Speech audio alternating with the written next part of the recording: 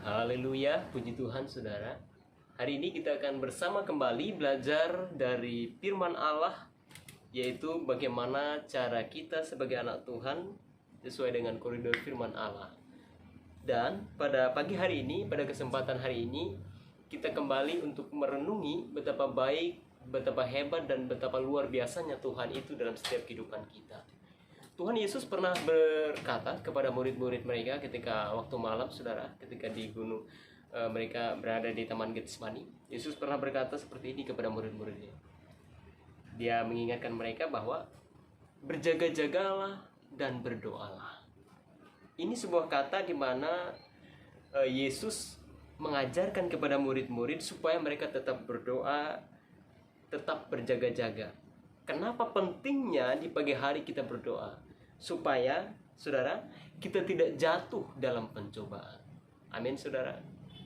Tetapi hari ini kita akan belajar dari firman Allah, yaitu dalam kitab Injil Lukas pasal yang ke-24 ayat yang ke-13 sampai 35.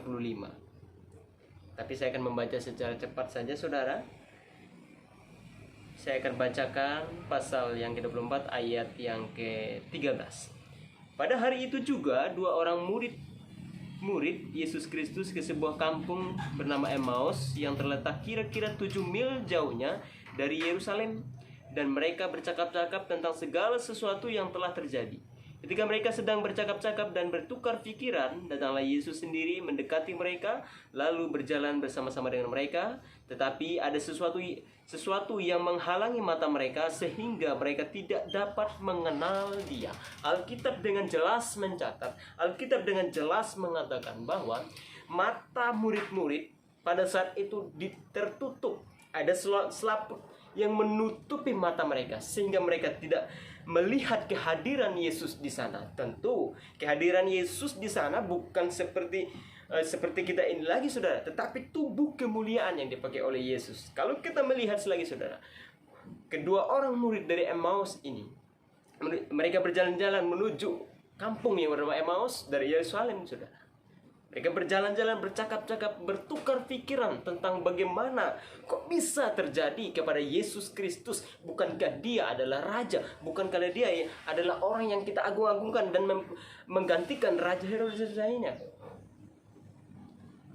Dan saudaraku yang dikasihi oleh Tuhan, kalau kita melihat hal ini, di tengah perjalanan percakapan mereka yang cukup lanjut, Yesus hadir di sana. Tetapi mereka tidak melihat. Kenapa? Karena mata mereka tertutup, pikiran mereka tertutup, hati mereka tertutup, dan hati mereka condongnya ke masalah pergumulan. Bagaimana sesuai dengan tema kita pada pagi hari ini, itu ekspektasi tidak sesuai dengan realita. Apa yang kita harapkan tidak sesuai dengan apa yang menjadi kenyataannya. Murid-murid pada saat itu mengharapkan bahwa Yesus ini adalah menjadi raja untuk menggantikan raja yang jahat, yaitu Herodes. Untuk memposisikan mereka Yesus Kristus sebagai raja yang maha kasih itu. Tetapi apa yang terjadi? Ekspektasi sekali lagi tidak sesuai dengan realita yang terjadi. Yesus dibawa ke mahkamah agama, ke para tua-tua, dan juga dibawa kepada Pilatus pada saat itu, dibawa juga kepada Herodes untuk dihakimi. Hal inilah yang murid-murid Yesus ingin rindukan dalam hati mereka, yaitu bagaimana Yesus harus mengubah hidup mereka, mengubah keadaan mereka yang terpuruk menjadi keadaan mereka yang lebih baik. Itu yang mereka harapkan dari Yesus pada saat itu. Tetapi Alkitab mencatat, saudaraku, kalau kita melihat, saudara, saya akan bacakan di ayat yang Lukas pasal 24 ayat yang ke-25. Firman Tuhan semesta alam. Lalu ia berkata kepada mereka, "Hai kamu orang bodoh, betapa lambannya hatimu sehingga kamu tidak percaya segala sesuatu yang telah dikatakan para nabi." Yesus berkata kepada murid-murid itu yang berjalan ke Emmaus yang bernama Kleopas dan temannya juga, "Hai kamu orang-orang bodoh, betapa lambannya hatimu, betapa lambannya pikiranmu Kamu tidak mengertikah tentang firman Tuhan dari perjanjian lama sampai perjanjian baru? Maksud saya dari perjanjian lama sampai kitab para nabi-nabi. Yesus mengatakan mereka bodoh, lamban hati, pikiran mereka tertutup. Kenapa? Karena masalah. Lalu apa yang terjadi, saudara, di ayat yang selanjutnya? Lukas pasal 24 ayat yang ke-29, firman Tuhan berkata, tetapi mereka sangat mendesaknya, katanya, tinggallah bersama-sama dengan kami, sebab hari telah menjelang malam dan matahari hampir terbenam. Lalu masuklah ia untuk tinggal bersama-sama dengan mereka. Setelah mereka mendengarkan pembicaraan Yesus yang begitu dalam, yang membuat hati mereka berkobar-kobar, mereka undang Yesus di rumah mereka untuk menginap 1 hari saja di dalam rumah mereka. Karena hari pada saat itu sudah mau malam. Mereka mengajak Yesus, ayo saudara, kita undang Yesus dalam hidup kita. Ketika kita undang Yesus dalam hidup kita, maka niscaya pola pikir kita, paradigma kita akan diubah oleh Tuhan. Yang mungkin tadinya tidak berpikir seperti yang ada di pikiran Kristus, maka sekarang akan diubahkan menjadi seturut dengan sepikirnya Kristus.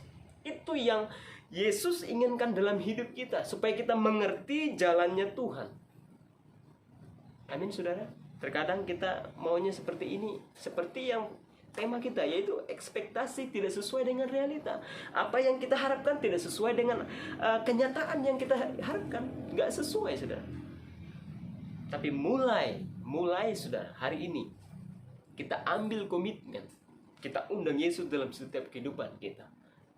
Kita bawa Yesus, undang Yesus untuk merangkul hidup kita, merangkul pikiran kita, menjaga pikiran kita, menjaga semua yang ada dalam hidup kita. Maka niscaya saudara, hidup Anda akan dipakai oleh Tuhan. Pekerjaan Anda akan diberkati oleh Tuhan. Anak-anak Anda akan diberkati oleh Tuhan. Masa demi masa akan diberkati oleh Tuhan. Asalkan kita mau undang Yesus dalam setiap kehidupan kita, kita percaya akan Yesus, kita berdoa terus kepada Yesus, maka Yesus membuka pikiran kita. Kalau Yesus mampu membuka pikiran daripada Kleopas dan temannya, saya ingin percaya saudara, Tuhan Yesus juga mampu membuka pikiran kita yang mungkin hari ini tertutup jalannya, pola pikir kita maunya begini dengan firman Tuhan. Aku tidak mau begini, tetapi mari saudara. Lalu ayat yang terakhir saudara, dimanapun saya berada ketika saya menyampaikan firman Tuhan, ayat terakhir adalah ayat yang paling dinanti-nantikan. Pasal 24 ayat 30 sampai 31 firman Tuhan, ketika itu terbukalah mata mereka dan mereka pun mengenal Dia, tetapi Ia lenyap dari tengah-tengah mereka. Kata mereka seorang kepada yang lain, bukankah hati kita berkobar-kobar ketika Ia berbicara dengan kita di tengah jalan dan ketika Ia menerangkan kitab suci kepada kita? Lalu bangunlah mereka dan terus kembali ke Yerusalem. Di situ mereka mendapati ke-11 murid itu. Mereka sedang berkumpul bersama-sama dengan teman-teman mereka. Kata mereka itu, sesungguhnya Tuhan telah bangkit dan telah menampakkan diri kepada Simon. Lalu kedua orang itu pun menceritakan apa yang terjadi di tengah jalan dan bagaimana mereka mengenal Dia pada waktu Ia memecah-mecahkan roti. Ketika Yesus memecah-mecahkan roti, mengucap berkat dan memberi mereka, terbukalah mata rohani mereka. Mari saudara, hari-hari ini kita undang Yesus dalam kehidupan kita yuk. Walaupun realita, walaupun ekspektasi tidak sesuai dengan realita yang kita harapkan, mari undang Yesus. Firman Tuhan saya tidak panjangkan, kita berdoa. Bapa di surga, terima kasih Tuhan buat kebenaran firman Tuhan yang kami dengar pada pagi hari ini. Biarlah firman Tuhan ini tidak lalu begitu saja, melainkan tertanam di hati kami yang paling dalam. Terima kasih Bapa. Berkati pikiran kami, berkati hari kami, dan pagi ini berkati juga Tuhan, supaya kami dapat melangkah bersama dengan Yesus Kristus. Terima kasih Bapa. Inilah doa ucapan syukur kami dalam nama Tuhan Yesus Kristus. Haleluya. Amin.